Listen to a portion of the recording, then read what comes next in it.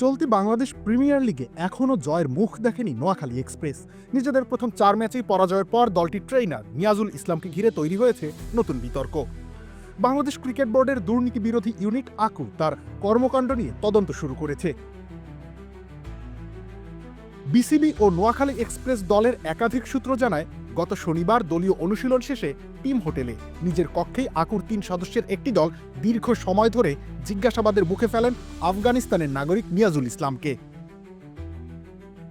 গেল আসরে তিনি ঢাকা ক্যাপিটালসের স্ট্রেংথ অ্যান্ড কন্ডিশনিং কোচ হিসেবে দায়িত্বে ছিলেন। তদন্ত সংশ্লিষ্টরা জানিয়েছেন, দলের বাজে পারফরম্যান্স এবং এর মধ্যে একটি ম্যাচের কিছু ঘটনা আকুর কাছে ভিন্ন রকম মনে হয়েছে।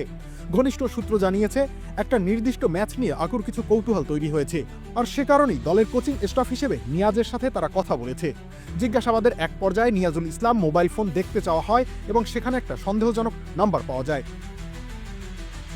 যদিও নোয়াখালীর প্রধান কোচ হিসেবে দায়িত্বে আছেন খালেদ মাহমুদ, তবুও ট্রেইনার নিয়াজ খানের ভূমিকা নিয়ে মূলত প্রশ্ন উঠছে। এবারের বিপিএলের শুরু থেকেই রহস্য মানব হিসেবে আলোচনায় ছিলেন তিনি।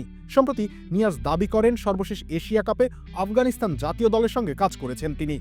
তবে বিষয়টি যাচাই করে আফগানিস্তান ক্রিকেট বোর্ড সেই দাবি সরাসরি অস্বীকার করেছে।